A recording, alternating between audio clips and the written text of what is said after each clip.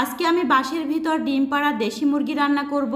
আদিবাসীদের এই রান্নাটি খেতে গিয়ে অনেকেই লাখ লাখ টাকা খরচ করে, তবে আমাদের 1 টাকাও খরচ করতে হয়নি, সবকিছুই বাড়িতে ছিল। আসসালামু আলাইকুম, কেমন আছেন সবাই? প্রথমেই আমি মুরগির ঘর থেকে একটা মুরগি ধরে নিলাম। সে এতটাই চুপচাপ ছিল, মনে হয় যেন কিছুই বুঝে নাই। অন্যান্য সময় হাঁস মুরগি ধরলে ছুটে যাওয়ার জন্য অনেক চেষ্টা করে। এই তো বাগান থেকে একটা কলাপাতা এনে এর উপরে মুরগিটা পরিষ্কার করে নিব। মুরগি কাটার পর ডিম দেখে মনে হচ্ছে আজকেই ডিম পারতো। এটা দেখে অনেক বেশি মন খারাপ হয়ে যায়। সবাই বলতেছিল ডিম পাড়া মুরগি খেতে বেশি মজা হয়। এদিকে আমি ঘরের বাহিরে ইট দিয়ে একটা চুলা বানিয়ে নিচ্ছি, আর জামাইকে পাঠিয়ে দিয়েছি বাঁশ বাগানে একটা বাঁশ নিয়ে আসার জন্য। আদিবাসীদের স্টাইলে বাঁশের ভিতর দেশি মুরগি রান্না এই প্রথমবার আমি করব। বাঁশগুলো খুবই শক্ত ছিল, একটু কষ্ট করে কেটে নিতে হবে। এবার আমি কেটে নেওয়া বাঁশগুলো সুন্দর করে পরিষ্কার করে নিব। এতদিন শুধু ভিডিওর মধ্যে দেখেছি মানুষ বাঁশের ভিতর বিরিয়ানি, মাংস এসব রান্না করে খায়। আজকে যে নিজেই রান্না করব এটা ভাবতেই অনেক বেশি আনন্দ লাগছে। এবার আমি মাংসের মধ্যে সব ধরনের মশলা দিয়ে ভালোভাবে হাতের মধ্যে মেখে নিব।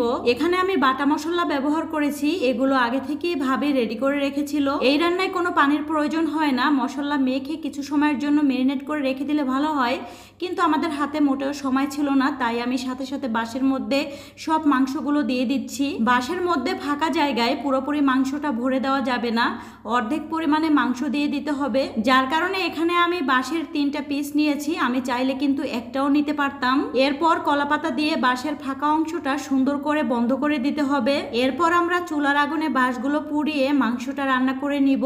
যেহেতু আমরা বাহিরে নতুন করে একটা চুলা বানিয়েছি, এই চুলাটা মোটেও গরম হতে চাচ্ছিল না। অনেক চেষ্টা করার পর দেখলাম যে সবকিছুই ঠিক আছে। এরপর হচ্ছে আমরা বাঁশগুলো সুন্দর করে দিয়ে দিলাম। আর এখান থেকেই ভয়টা শুরু হয়েছিল, কখন জানি আমাদের বাঁশগুলো পুড়ে যায় আর ভিতর থেকে মাংসগুলোও বের হয়ে যায়। তাই আমি চুলার পাশে বসে বসে অপেক্ষা করতেছিলাম, কিন্তু আপনাদের ভাইয়া বলতেছিল তোমাকে এখানে বসে বসে অপেক্ষা করতে হবে না, কারণ আমাদের রান্নাটা হতে প্রায় 2 ঘন্টা সময় লেগেছিল। তবে আপনারা তো জানেনই ইদানিং কখনো বৃষ্টি কখনো রোদ, আর রোদের মধ্যে কিন্তু একটুও বসে থাকা যায় না, এত বেশি গরম লাগে। সত্যি কথা বলতে আনন্দ একটু বেশিই ছিল, কখন আমাদের রান্না হবে আর কখন আমরা এই জিনিসটা খেতে পারবো।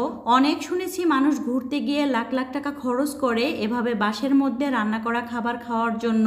আমি বাঁশগুলো একটু ঘুরিয়ে দিচ্ছিলাম, এক পাশ আবার বেশি পুড়ে না যায়। একটা বিষয় আমি বুঝি না, আদিবাসীরা কিভাবে ঘন্টার পর ঘন্টা এভাবে বাঁশের মধ্যে রান্না করে। আমার তো একটু পরে মনে হচ্ছিল বাঁশগুলো পুড়ে ভিতর থেকে মুরগির মাংসগুলো চুলার মধ্যেই পড়ে যাবে। বাইরে ইট দিয়ে বানানো নতুন চুলার কারণে একটু সমস্যা হচ্ছিল। আমার কাছে মনে হচ্ছিল যে রান্নাঘরের চুলাতেই বেশি ভালো হতো।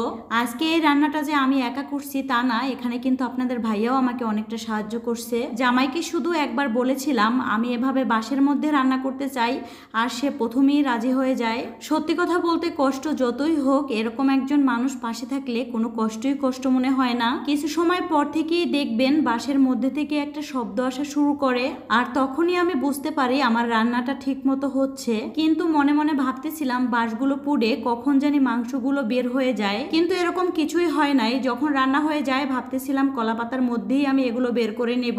কষ্ট করে রান্না করেছি ঠিকই, কিন্তু এর স্বাদ মুখে লেগে থাকার মতো। আমি তো ভাবতেছিলাম কখন আমি এর মধ্যে থেকে মাংসগুলো বের করব। যদিও অনেক বেশি গরম ছিল, আমি তো ঠান্ডা হতে একটু সময় দেইনি। গরম মাংসগুলো বের করার সময়ই কাঁচা বাঁশের একটা গন্ধ আসতেছিল। এই মাংস রান্নার মধ্যে আমি কোনো পানি ব্যবহার করি নাই, কিন্তু এতগুলো পানি আসলো কিভাবে এটাই ভাবতেছিলাম। আমরা সব সময় যেভাবে মাংস রান্না করি তার চেয়ে এইভাবে মাংস রান্নাটা অনেক অনেক মজা। তবে একটা কথা বলবো, আপনারা কখনো এইভাবে মাংস রান্না করলে অবশ্যই আপনাদের রান্নাঘরের চুলার মধ্যেই রান্না করবেন। আপনাদের ভাইয়া আমাকে বলতেছিল এত কষ্ট করে তুমি মাংস রান্না করেছো, একটু খেয়ে দেখো কেমন লাগে। তো যাই হোক, সবাই ভালো থাকবেন। আজকের ভিডিওটি এ পর্যন্ত।